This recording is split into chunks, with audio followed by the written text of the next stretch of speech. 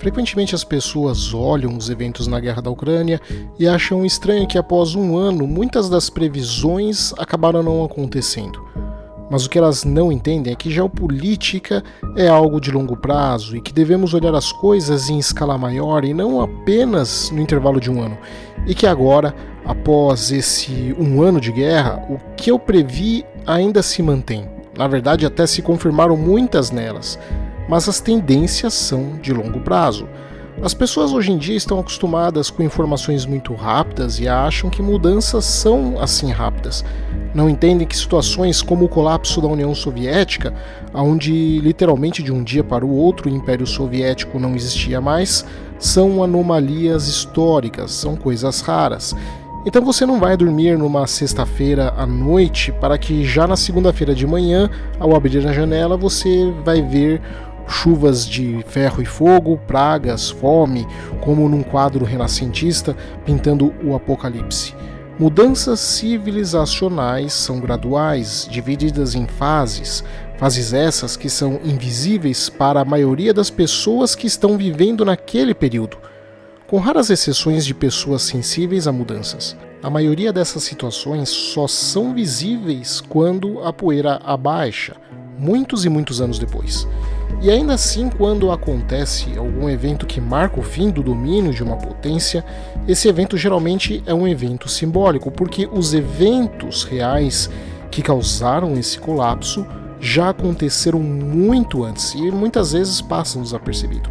Então, quando as pessoas pensam em Átila, o Huno, chegando nos portões de Roma como sendo de fato o fim do Império Romano no Ocidente, aquilo foi apenas a simbologia. Vários eventos, muitas e muitas décadas antes, já determinavam o futuro de Roma. É basicamente como você achar que quando um copo transborda, a culpa é da última gota d'água, ignorando todo o copo cheio que já estava lá.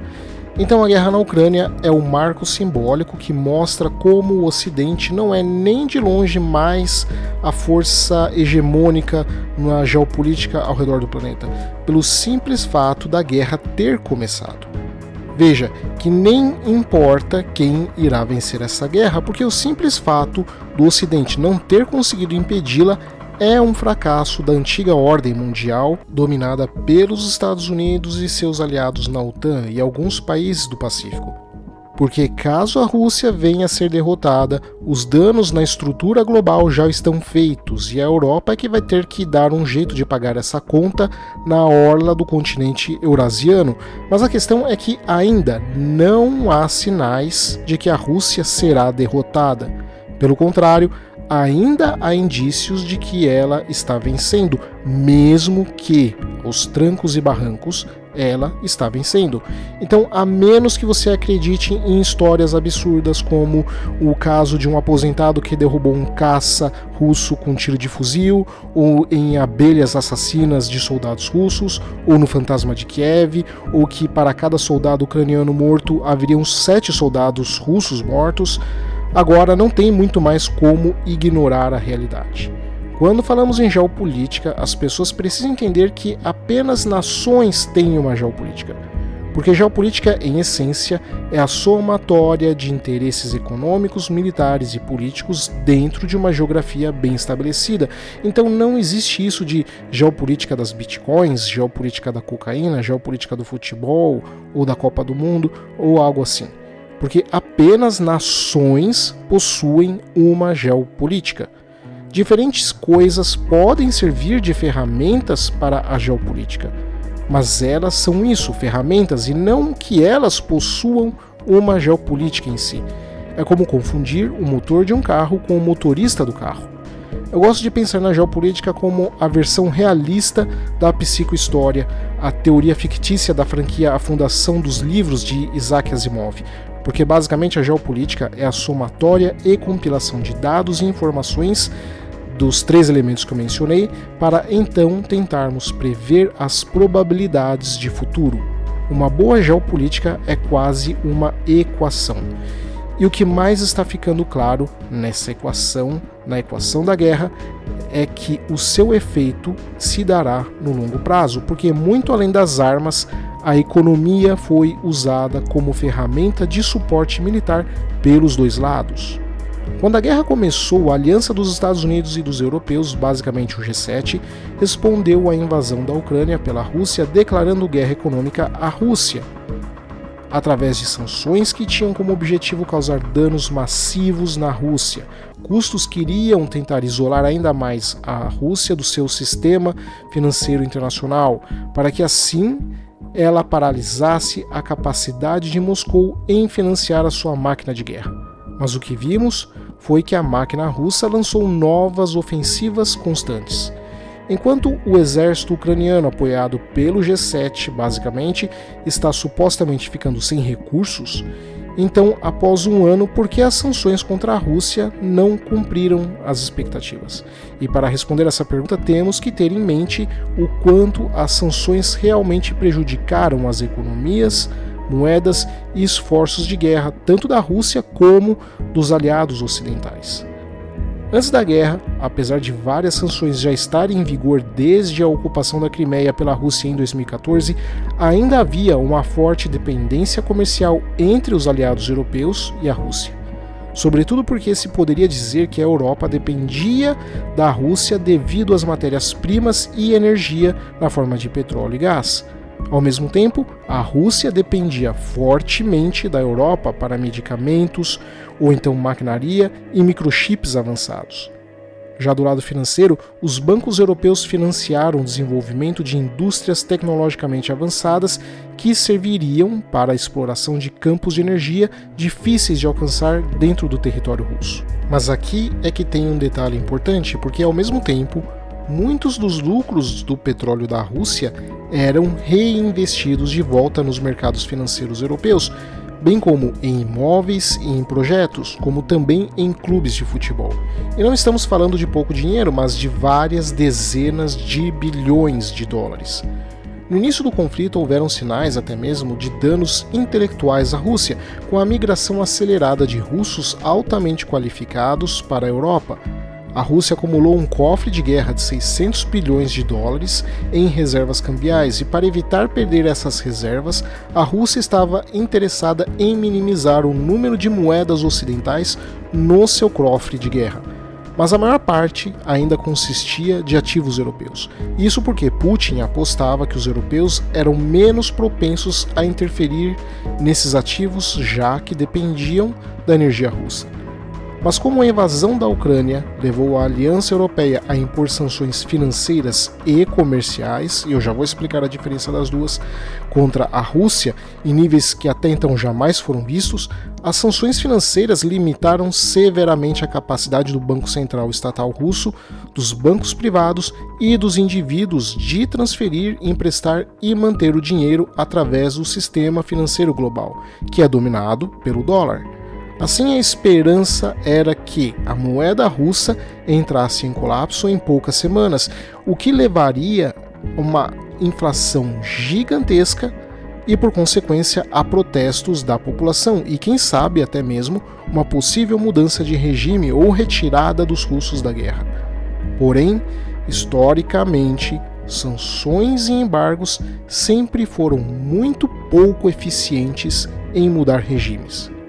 O Ocidente criou essa teoria de que para derrubar governos pode-se utilizar sanções, mas isso é uma confusão que muitas lideranças têm em não saber separar o que é governo do que é Estado.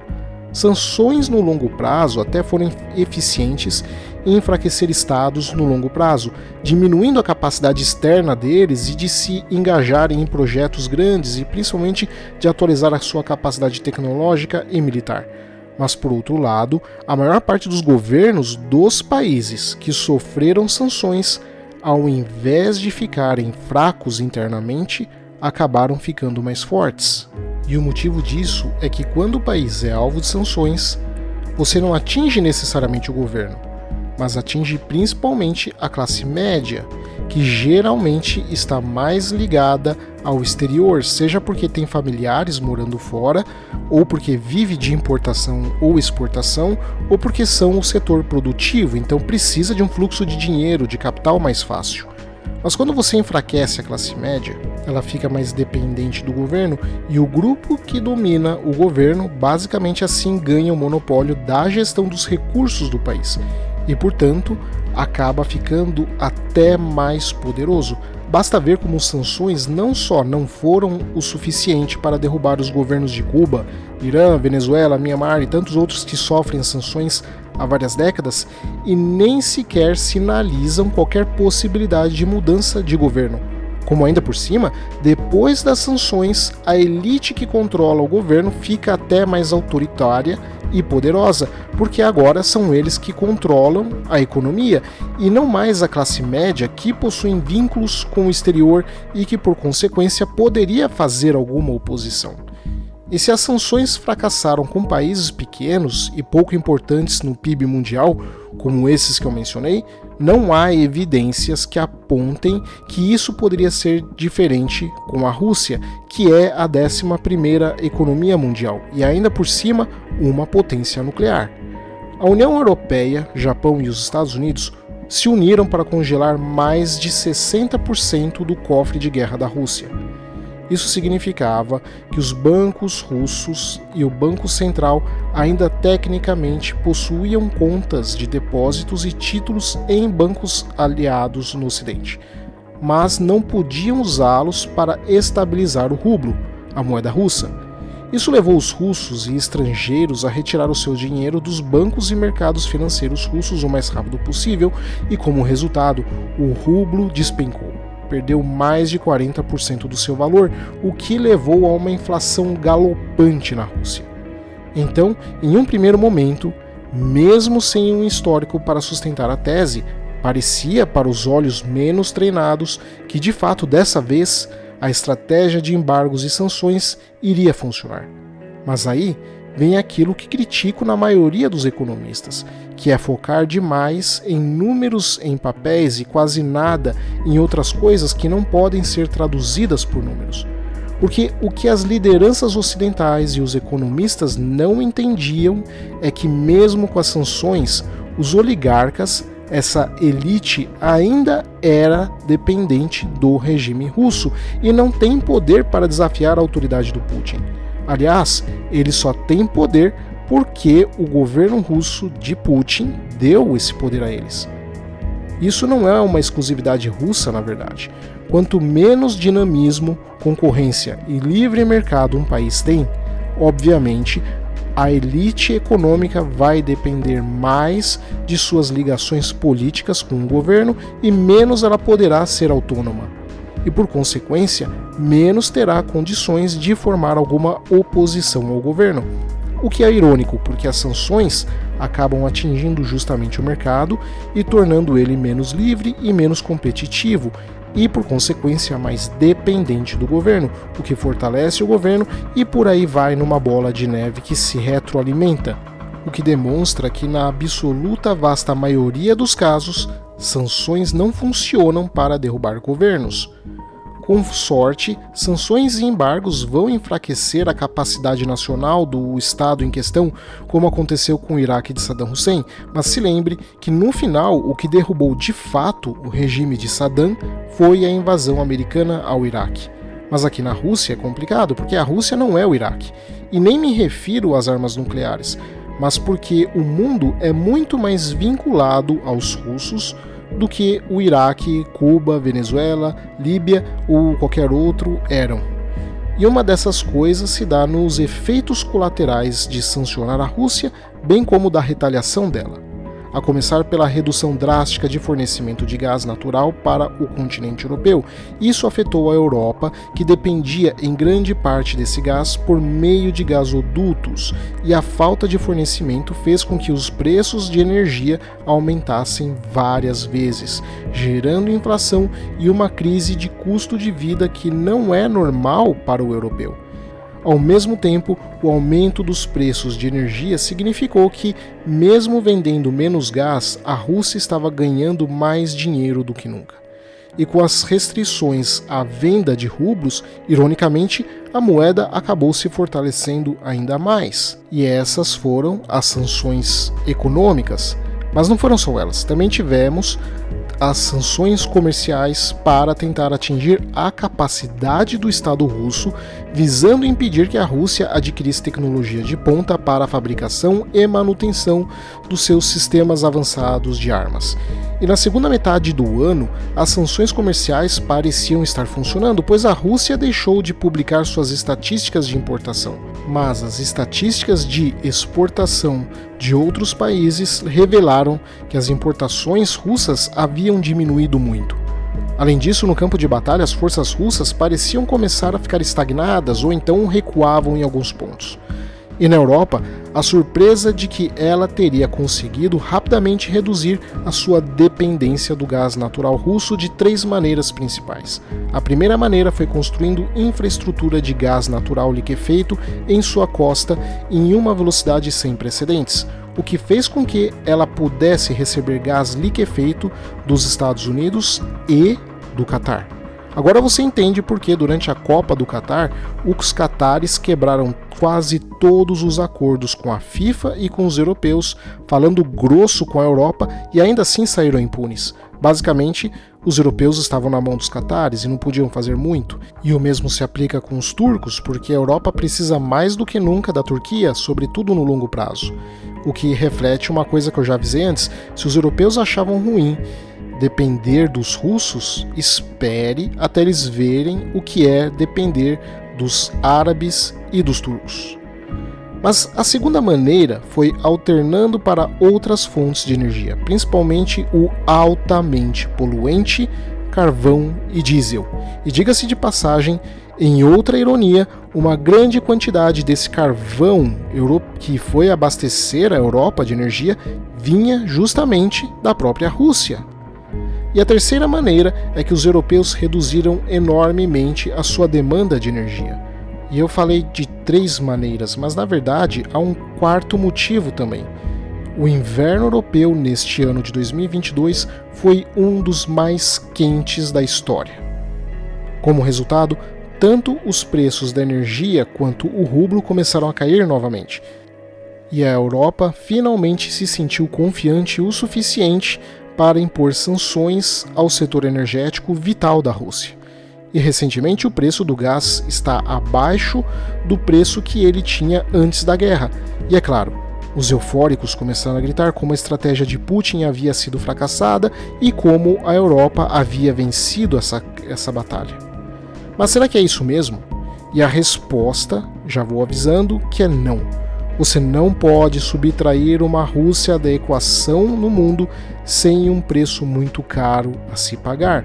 Robin Brooks, economista do Fundo Monetário Internacional, o FMI, acredita que a Rússia realmente está chegando no seu limite econômico. Mas, para a situação da Europa, ela é muito pior do que as pessoas pró-Europa imaginam. Embora os preços do gás na Europa tenham caído de níveis extremamente altos em agosto de 2022, eles ainda estão muito acima dos níveis pré-Covid. Os preços do gás com um ano de antecedência estão 260% acima das médias de 2018 e 2019, e o impacto na competitividade europeia e alemã, que é a grande coluna da economia europeia, tem sido gigante. Você sabe que alguma coisa está muito cara quando as pessoas param de comprar ela. Isso aconteceu com o gás. Quando Putin reduziu a quantidade de gás que a Europa recebia, a oferta diminuiu e os preços subiram. As pessoas começaram então a procurar outras fontes de energia, como o carvão, fazendo com que a demanda pelo gás eventualmente diminuísse, e com menos pessoas comprando, os preços do gás caíram novamente. Mas há impactos profundos nos lucros e na demanda. Algumas pessoas pensam que a queda dos preços do gás significa que o problema de falta de energia acabou, mas isso não é verdade. Para que isso acontecesse, preste bem atenção, a quantidade de gás disponível teria que aumentar, o que não está acontecendo. E é isso que é a chave da questão. A disponibilidade da quantidade de gás não aumentou. Na verdade, a Alemanha está importando 40% menos gás do que em 2019. Então ainda há uma grande falta de energia que está afetando o mundo, sobretudo a Europa. Em termos simples, a indústria alemã está passando por grandes mudanças e atualizações. Isso significa que certas áreas da produção foram fechadas permanentemente. Por exemplo, a produção de produtos químicos e farmacêuticos diminuiu em 15% em comparação com o ano anterior. E isso tem várias implicações políticas e de mercado. A mudança na oferta de gás não causará inflação, mas sim deflação, que é muito pior, pois reduzirá a produção e vai levar a uma recessão. É difícil justificar aumentos nas taxas de juros pelo Banco Central Europeu diante desse cenário.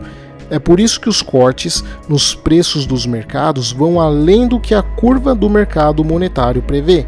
A Europa não entrou em recessão econômica em 2022, mas a não entrada em recessão não se deveu a uma recuperação real da economia, mas sim a eventos pontuais, como a recuperação temporária na produção de automóveis e chips. Essa passagem sugere que essa recuperação não é sustentável e que a situação econômica ainda vai continuar incerta por muito tempo. A queda do preço do gás não significa que a situação econômica está melhorando. Na verdade, o valor do euro pode estar sendo mal interpretado pelos mercados, já que os preços do gás caíram devido à redução na demanda e da atividade econômica. Por isso, há uma estimativa para Robin Brooks de que o valor do euro venha a cair no futuro. Esse gráfico mostra o déficit comercial da França em janeiro de cada ano, de 2000 a 2023. O déficit de janeiro de 2023 é o mais alto em 20 anos. Isso indica que o choque energético na Europa ainda está afetando a economia, e a balança comercial da Europa está enfraquecida de forma estrutural. Para equilibrar isso, o euro vai precisar cair em valor. Então, mesmo após diversificar a sua matriz energética para longe do petróleo russo e ainda impondo um teto de preço de $60 no barril de petróleo russo, o que isso significa é que qualquer navio que transportasse petróleo russo acima desse preço não poderia ser segurado pelas seguradoras dos países aliados que dominavam o mercado. E esse golpe no teto do valor do barril de petróleo russo parecia até que iria funcionar surpreendentemente bem. Porém, ficou claro com o passar do tempo que, na verdade, a Rússia montou uma chamada frota fantasma ou frota das sombras de petroleiros que permitiu que o petróleo russo burlasse as sanções em escala industrial. E para piorar, os russos também reduziram a sua dependência de bens ocidentais, fator que não era esperado pelos europeus. Eles substituíram bens importados por substitutos domésticos, que, claro, eram inferiores e ultrapassados em muitos casos, e reduziram a eficiência da indústria russa, mas foi o suficiente para que eles aguentassem no curto prazo. E é claro, a Rússia acabou buscando fornecedores alternativos, sobretudo no Irã, Turquia, China e Índia. Relatórios recentes indicam que a China agora está fornecendo muitos bens cruciais como microchips e, graças a uma gigantesca operação de contrabando via vizinhos russos, chips de países ocidentais estão novamente aparecendo em mísseis russos recuperados na Ucrânia. Ao olharmos para o ano passado, ficou claro que tanto a Europa como a Rússia foram atingidas por uma inflação muito alta, mas que depois diminuiu. Enquanto a inflação na Rússia dobrou de 6,7% em 2021 para 13,7% em 2022, na Europa ela quase quadruplicou, subindo de um valor de 2,45% para um valor de 9,2% em 2022. Isso sem falar que os preços pagos pelo consumidor final são mais altos e não necessariamente refletem o preço do gás no cenário internacional. E com relação ao PIB, algumas estimativas exageradas e até mesmo irrealistas falavam em queda de 50% no PIB russo. Obviamente ninguém levou essas a sério, mas as mais moderadas e realistas Falavam em março que haveria uma queda de 15% em 2022 do PIB russo, mas depois acabaram revisando isso para 12%, 9%, 7%, 5% negativos, e agora vimos que com todas essas sanções a economia russa caiu apenas 2,1%. O que é ruim para os russos, é claro, mas é muito mais amargo para a Europa, porque eles acharam que a queda ia ser muito maior. Porque agora se acredita que a economia russa irá crescer 0,3% em 2023. Uma estimativa que, acredite se quiser, mas é maior do que o que é esperado para a Inglaterra em 2023.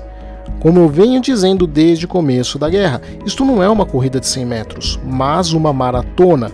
Irá ganhar não quem é mais rápido, mas quem é mais resistente. Então estamos vendo uma situação que irá durar muito tempo. É uma coisa de longo prazo, e nesse sentido, muito provavelmente 2023 e 2024 serão mais importantes e significantes do que o próprio ano de 2022. E diga-se de passagem, quem quer que ganhe, Rússia ou Europa, logo em seguida, caso o conflito acabe, irá ter que lidar com problemas muito sérios. Os dois lados. Mas isso vamos deixar para outro vídeo. Obrigado a todos, espero que vocês tenham gostado, e se gostou, compartilhe o vídeo com todo mundo que você conhece, para ajudar o canal a continuar crescendo. E se você gostou muito mesmo, vire membro do canal e ajude financeiramente o canal para que eu possa continuar trazendo conteúdo de geopolítica genuína para vocês, uma vez que esse é o único canal de geopolítica de verdade em português. Obrigado a todos, espero que vocês tenham gostado e até o próximo vídeo.